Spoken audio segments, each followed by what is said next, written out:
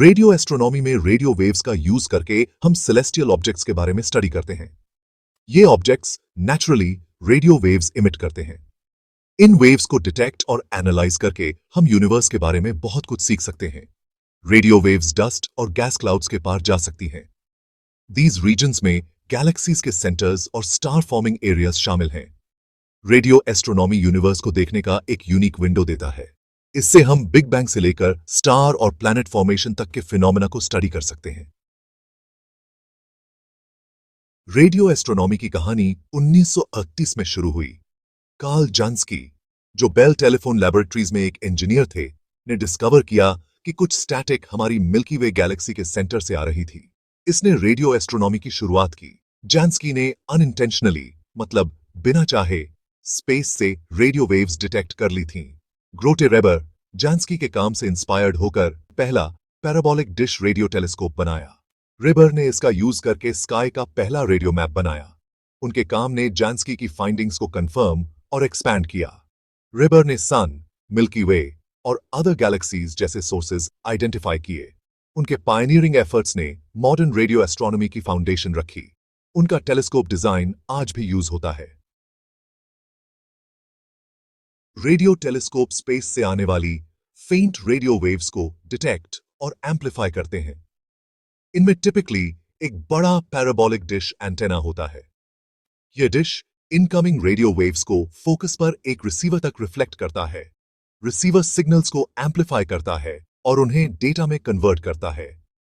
Larger dishes ज्यादा radio waves collect कर सकते हैं और फाइनर डिटेल्स प्रोवाइड करते हैं। कुछ रेडियो टेलीस्कोप्स को इंटरफेरोमीटर्स बनाने के लिए लिंक किया जाता है, जिससे एक मच लार्जर टेलीस्कोप बनता है जिसका रेजोल्यूशन ग्रेटर होता है। Receiver specific radio frequencies detect करता है। अलग अलग सेलेस्टियल ऑब्जेक्ट्स अलग अलग फ्रीक्वेंसीज पर रेडियो वेव्स इमिट करते हैं। रिसीवर को ट्यून करके एस्ट्रोनॉमर्स अलग अलग फिनोमेना स्टडी कर सकते हैं। ह्यूमन मेड रेडियो सिग्नल से इंटरफेरेंस को मिनिमाइज करने के लिए रेडियो टेलीस्कोप्स अक्सर रिमोट एरियाज में लोकेट किए जाते हैं। आरएफआई से रेडियो टेलीस्कोप्स को प्रोटेक्ट करना रेडियो एस्ट्रोनॉमर्स के लिए एक मेजर चैलेंज है। रेडियो एस्ट्रोनॉमी हमें सेलेस्टियल ऑब्जेक्ट्स और फिनोमेना की स्टडी करने की परमिशन देता है। इनमें pulsars, quasars, radio galaxies, supernova remnants और कॉस्मिक माइक्रोवेव बैकग्राउंड रेडिएशन शामिल हैं। Pulsars rapidly rotating neutron stars हैं जो रेडियो वेव्स इमिट करते हैं। क्वेसार्स लुमिनस ऑब्जेक्ट्स हैं जो सुपरमैसिव ब्लैक होल्स द्वारा पावर्ड होते हैं। रेडियो गैलेक्सीज अपने कोर्स से स्ट्रॉन्ग रेडियो वेव्स इमिट करती हैं। सुपरनोवा रेमनेंट्स एक्सप्लोडिंग स्टार्स के डेब्री क्लाउड्स हैं। Cosmic microwave background radiation big bang का फेंट आफ्टरग्लो है। सीएमबी को स्टडी करना अर्ली यूनिवर्स के बारे में इनसाइट्स देता है। इन रेडियो वेव्स को स्टडी करके एस्ट्रोनॉमर्स यूनिवर्स के स्ट्रक्चर के बारे में जान सकते हैं। रेडियो एस्ट्रोनॉमी एक यूनिक पर्सपेक्टिव प्रदान करता है। ऑप्टिकल एस्ट्रोनॉमी के मुकाबले रेडियो एस्ट्रोनॉमी के कई एडवांटेजेस हैं। रेडियो वेव्स डस्ट और गैस क्लाउड्स जो विजिबल लाइट को ऑब्सक्योर करते हैं के पार जा सकती हैं। इससे हम उन रीजन्स को स्टडी कर सकते हैं जो ऑप्टिकल टेलीस्कोप से हिडन हैं। रेडियो वेव्स अर्थ्स एटमॉस्फेयर से उतना अफेक्ट नहीं होती जितना विजिबल लाइट। इसका मतलब है कि रेडियो टेलीस्कोप्स क्लाउडी वेदर या डे लाइट में भी ऑपरेट कर सकते हैं। Astronomy more consistent observing conditions offer करता है। रेडियो वेव्स यूनिवर्स में वास्ट डिस्टेंसेस ट्रैवल कर सकती हैं। इससे हम वेरी डिस्टेंट ऑब्जेक्ट स्टडी कर सकते हैं। रेडियो एस्ट्रोनॉमी यूनिवर्स के स्ट्रक्चर और इवोल्यूशन पर एक यूनिक पर्सपेक्टिव देता है। यह अदर टाइप्स के टेलीस्कोप से की गई ऑब्जर्वेशंस को कॉम्प्लीमेंट करता है। रेडियो एस्ट्रोनॉमी ने एस्ट्रोनॉमी में कुछ मोस्ट ग्राउंड ब्रेकिंग डिस्कवरीज की हैं। 1967 में पल्सार्स की डिस्कवरी एक मेजर ब्रेक थ्रू थी। इनिशियली पल्सार्स को एक्स्ट्रा टेरेस्ट्रियल सिविलाइजेशंस के सिग्नल्स समझा गया था। बाद में उन्हें रैपिडली रोटेटिंग न्यूट्रॉन स्टार्स के रूप में आइडेंटिफाई किया गया। 1947 में कॉस्मिक माइक्रोवेव बैकग्राउंड रेडिएशन की डिटेक्शन ने बिग बैंग थ्योरी के लिए स्ट्रॉन्ग एविडेंस दिया। सीएमबी बिग बैंग का आफ्टरग्लो है। रेडियो एस्ट्रोनॉमी ने गैलेक्सीज के सेंटर्स में सुपरमैसिव ब्लैक होल्स का एग्जिस्टेंस भी रिवील किया है। ये ब्लैक होल्स गैलेक्सीज के एवोल्यूशन में एक क्रूशियल रोल प्ले करते हैं। इंटरस्टेलर स्पेस में कॉम्प्लेक्स ऑर्गेनिक मॉलिक्यूल्स की डिस्कवरी ने अर्थ के बियॉन्ड लाइफ की पॉसिबिलिटी के बारे में स्पेक्यूलेशन को फ्यूल किया है। रेडियो टेलीस्कोप्स ने variety of organic molecules detect किए हैं, सजेस्टिंग दैट लाइफ के बिल्डिंग ब्लॉक्स यूनिवर्स में कॉमन हो सकते हैं। रेडियो एस्ट्रोनॉमी को कई चैलेंजेस का सामना करना पड़ता है। ह्यूमन मेड सोर्सेस से रेडियो फ्रीक्वेंसी इंटरफेरेंस या आरएफआई एक मेजर प्रॉब्लम है। आरएफआई आसानी से स्पेस से आने वाले फेंट सिग्नल्स को ड्राउन आउट कर सकता है। रेडियो एस्ट्रोनॉमर्स को केयरफुली ऑब्जर्विंग साइट्स चूज करने होते हैं और आरएफआई को मिटिगेट करने के लिए टेक्निक्स डेवलप करनी होती हैं। लार्ज रेडियो टेलीस्कोप्स को बिल्ड और मेंटेन करना एक्सपेंसिव और कॉम्प्लेक्स हो सकता है। डिशेस को प्रिसाइसली शेप और अलाइन करना होता है। रिसीवर्स एक्सट्रीमली सेंसिटिव होने चाहिए। इन फैसिलिटीज को फंड और ऑपरेट करने के लिए अक्सर इंटरनेशनल कोलैबोरेशंस नेसेसरी होते हैं। रेडियो टेलीस्कोप्स द्वारा जनरेट किए गए वास्ट अमाउंट्स ऑफ डेटा के लिए सोफिस्टिकेटेड प्रोसेसिंग और एनालिसिस टेक्निक्स की रिक्वायरमेंट होती है।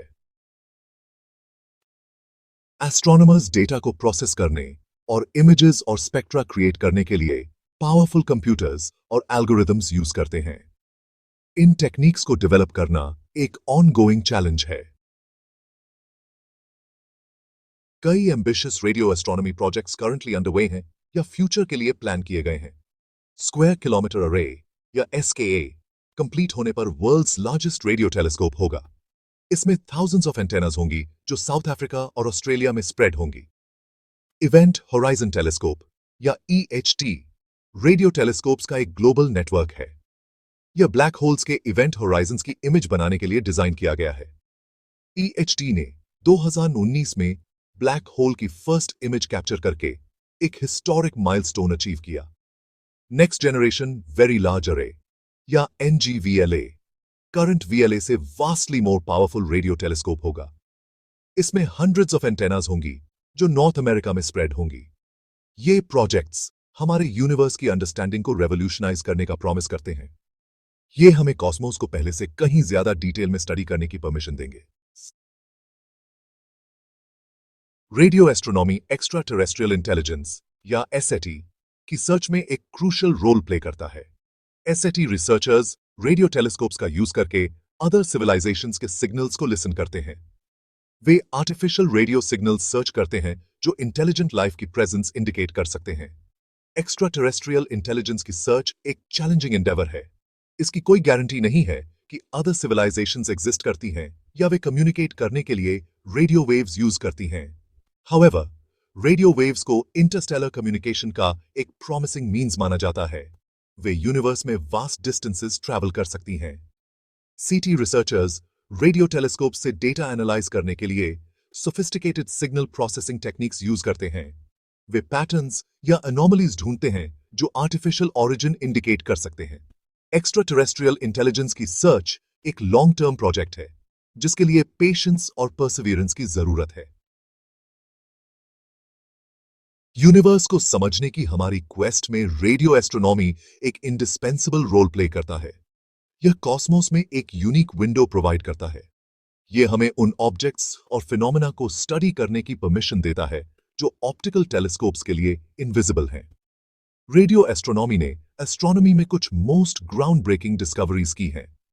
डिफरेंट वेवलेंथ से डेटा कंबाइन करके एस्ट्रोनॉमर्स यूनिवर्स की एक मोर कंप्लीट पिक्चर प्राप्त कर सकते हैं। यूनिवर्स के स्ट्रक्चर, एवोल्यूशन और कॉम्पोजिशन को स्टडी करने के लिए रेडियो एस्ट्रोनॉमी एसेंशियल है। न्यू टेक्नोलॉजीज और प्रोजेक्ट्स आने वाले ईयर्स में कॉस्मोस के बारे में और भी ज्यादा रिवील करने का प्रॉमिस करते हैं। यूनिवर्स को एक्सप्लोर करने और उसके मिस्ट्रीज को अनरैवल करने के लिए रेडियो एस्ट्रोनॉमी एक वाइटल टूल है। कॉस्मोस में अपनी जगह को समझने की हमारी ऑनगोइंग क्वेस्ट का यह एक एसेंशियल पार्ट है। रेडियो एस्ट्रोनॉमी हमारे नॉलेज की बाउंड्रीज को पुश करना जारी रखता है।